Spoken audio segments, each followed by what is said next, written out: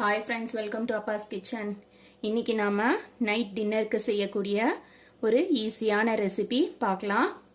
அதுக்கு கடாய் வச்சிருக்கேன். கடாயில் கொஞ்சமாக எண்ணெய் சேர்த்துக்கலாம்.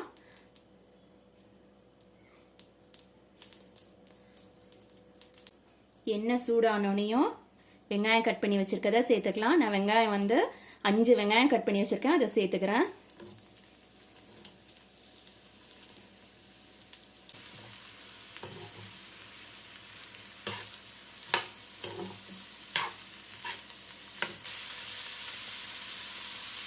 வெங்காயம் வதங்குறதுக்கு உப்பு சேர்த்துக்கலாம்.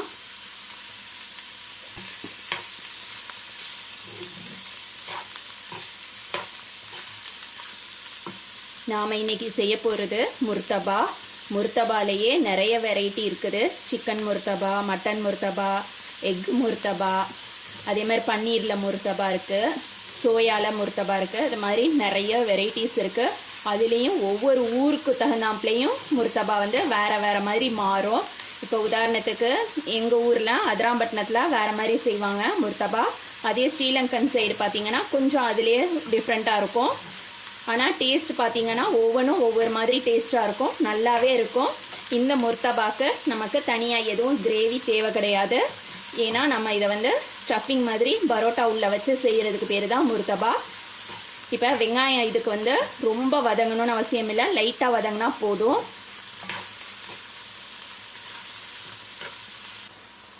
வெங்காயம் ரொம்ப வதங்கணும்னு அவசியம் இல்லை, கண்ணாடி பதம் வந்ததுன்னா போதும். வெங்காயம் கண்ணாடி பதம் வந்ததுக்கு அப்புறமா நாம் 1/2 டீஸ்பூன் அளவுக்கு இஞ்சி பூண்டு சேர்த்துக்கலாம். இஞ்சி பூண்டு சேர்த்ததுக்கப்புறமா லைட்டாக 2 நிமிஷம் வதக்கினா போதும்.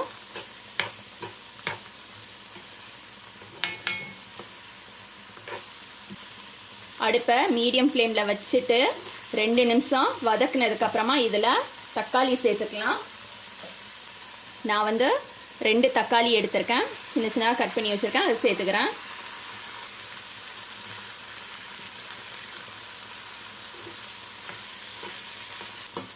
தக்காளி ரொம்ப மசிய வேகக்கூடாது, லைட்டாக நம்ம வதக்குனா போதும். 1/4 டீஸ்பூன் அளவுக்கு கரம் மசாலா சேர்த்துக்கிறேன்.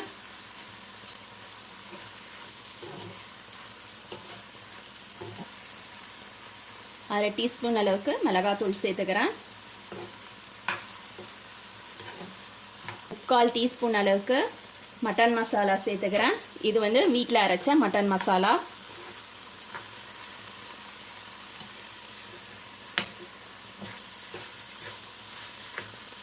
மசாலா பவுட்ரு எல்லாம் சேர்த்ததுக்கப்புறம் திரும்ப ஒரு 2 நிமிஷம் நம்ம வதக்கினா போதும். அதுக்கப்புறமா நம்ம அடுப்பை ஆஃப் பண்ணிடலாம்.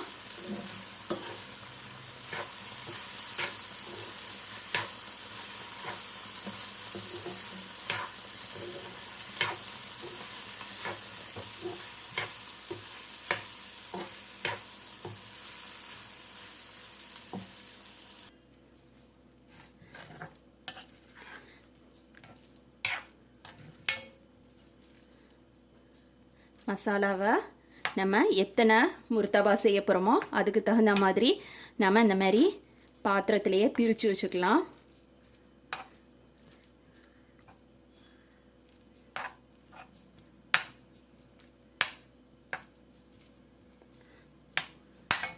நான் முட்டை உடைச்சி வச்சுருக்கேன்.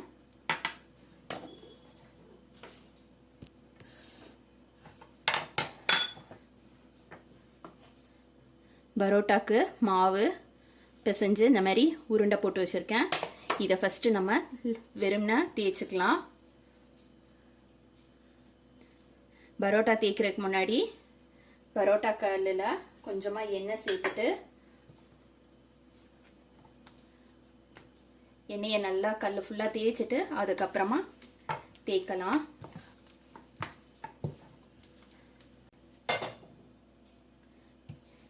இது மாதிரி தேய்ச்ச மாவை நம்ம எடுத்து தோசை சட்டியில் நம்ம தேய்ச்ச மாவை போட்டுக்கலாம். இந்த மாதிரி தான் இருக்கும் மாவு பாருங்கள்.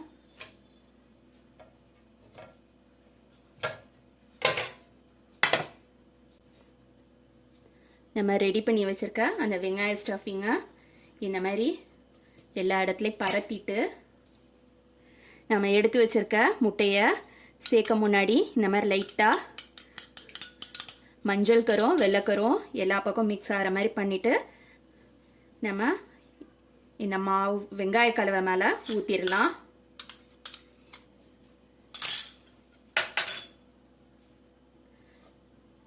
ஊற்றிட்டு இந்த மாதிரி 4 சைடும் மூடணும். மூடினதுக்கப்புறம் இதை வந்து நம்ம அடுப்பில் கல்லை வச்சு பரோட்டா செய்கிற மாதிரியே 2 பக்கமும் எண்ணெய் ஊற்றி சுட்டு எடுத்துக்கலாம். அடுப்பில் தோசைக்கல் வச்சுட்டேன். எப்போதுமே பரோட்டா முர்த்தபா எது செய்கிறதா இருந்தாலும் போட்ட உடனே எண்ணெய் எதுவும் சேர்க்கக்கூடாது. ஒரு சைடு நல்லா லைட்டாக குக் ஆனதுக்கப்புறமா திருப்பி போட்டு இன்னொரு சைடும் இந்த மாவு லைட்டாக வெந்திருக்கணும். வெந்ததுக்கப்புறமா தான் 2 சைடுமே எண்ணெய் ஊற்றணும். அப்போ தான் வந்து நம்மளோட முர்த்தபாவோ இல்லை பரோட்டாவோ கிறிஸ்பியாக நல்லா வரும். இப்போ ஒரு சைடு லைட்டாக வந்து வெந்திருக்கு பாருங்கள். லைட்டாக கலர் மாறி இருக்கு பாருங்கள். இப்போது நம்ம இந்த பக்கம் திருப்பணும். திருப்பும்போது ரொம்ப கேர்ஃபுல்லாக திருப்பணும், பிஞ்சு போயிடக்கூடாது.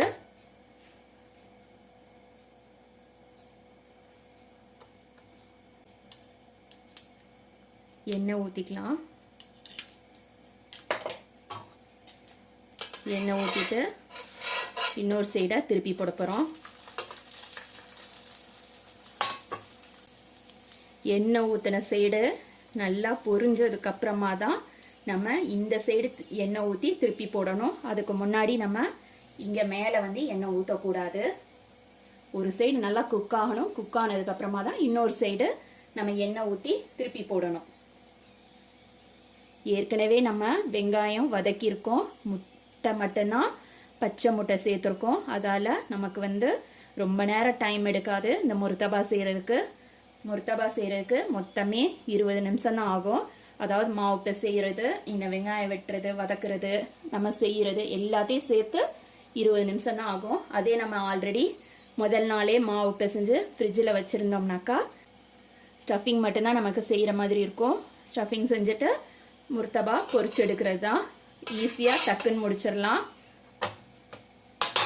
இப்போ இந்த சைடு கலர் வந்துருச்சு.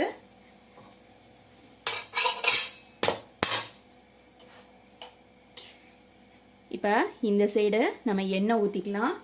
எண்ணெய் ஊற்றிட்டு நம்ம இதை அப்படி திருப்பி போட போகிறோம். திருப்பி போட்டுட்டு எந்த டிஸ்டர்ப் பண்ண வேணாம், அது பாட்டுக்குள்ள பொரிஞ்சிரும். இங்கே பாருங்கள், மேலே நல்லா கலர் வந்துருச்சு.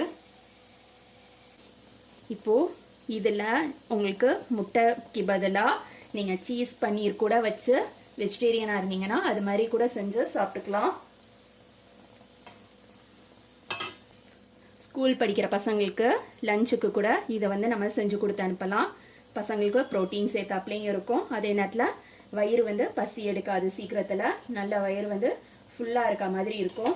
நம்ம மாவு பிசைஞ்சு ஃப்ரிட்ஜில் வச்சுடுறதும், வெங்காயம் கட் பண்ணி கூட நம்ம ஃப்ரிட்ஜில் வச்சுட்டு ஏர்லி மார்னிங் எழுந்திரிச்சு செஞ்சோம்னா டக்குன்னு செஞ்சு கொடுத்துடலாம் பசங்களுக்கு. இன்னொரு சைடு பாருங்கள், நல்லா பொரிஞ்சிருச்சு. இப்போ இதை நம்ம எடுத்துடலாம்.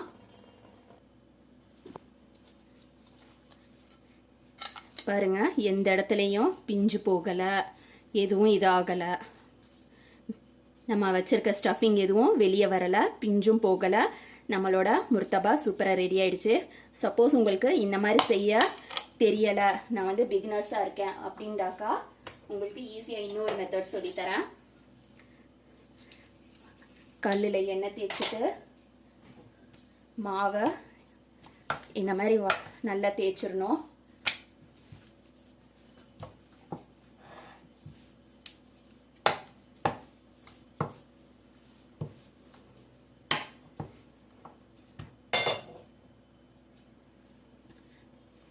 தேய்ச்சதுக்கப்புறமா ஒரு முட்டை எடுத்திருக்கேன். முட்டையை லைட்டாக கலந்து விட்டுக்கிறேன். நம்ம ரெடி பண்ணி வச்சிருக்கிற இந்த கலவையும் எடுத்துக்கிறேன். கலவையை இதில் மிக்ஸ் பண்ணிடுறேன். இப்போது இந்த முட்டையும் வெங்காயமும் கலவையும் நல்லா மிக்ஸ் ஆகிடுச்சு. இப்போ இதை நம்ம இந்த மாதிரி போட்டுக்கலாம்.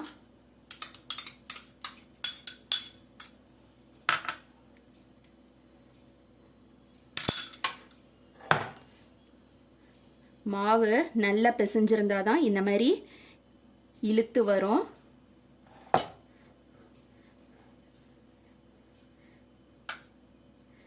பிகினர்ஸாக இருக்கிறவங்க கூட முர்தபா ஈஸியாக செஞ்சிடலாம்.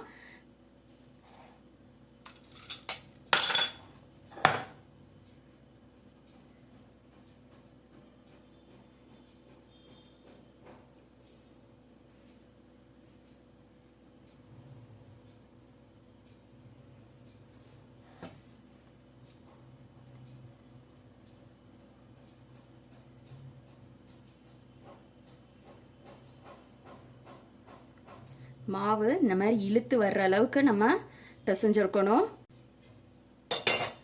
உங்ககிட்ட கிரைண்டர் இருந்துச்சுன்னா மாவு நீங்கள் கிரைண்டரில் பிசைஞ்சுக்கோங்க. இப்போ நம்ம ஸ்டஃபிங் வச்சாச்சு. எடுக்கும்போது கொஞ்சம் கேர்ஃபுல்லாக எடுக்கணும். ஏன்னா நம்ம வேகமாக எடுத்தோம்னா முட்டை கலவை வெளியே வந்துடும். மெதுவாக தான் எடுக்கணும். பாருங்கள், எந்த இடத்துலையும் பிஞ்சு போகலை. நம்ம எடுத்து போடுறது மட்டும்தான். போட்டாச்சு. நம்ம ஏற்கனவே முர்தபா எப்படி சுட்டோமோ அதே மாதிரி தான் சுடணும்.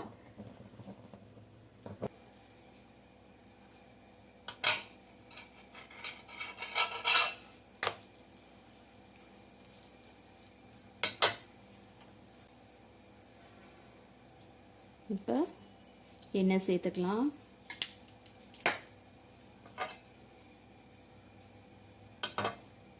இங்கே பாருங்கள் எவ்வளோ சாஃப்டாக இருக்குதுன்னு சொல்லிட்டு நம்மளோட முர்தபா. நீங்களும் உங்கள் வீட்டில் முர்தபா செஞ்சு பார்த்துட்டு எப்படி வந்திருக்குதுன்னு சொல்லிட்டு உங்களோட ஃபீட்பேக்கை கமெண்ட்டில் கொடுங்க. தேங்க்ஸ் ஃபார் வாட்சிங்.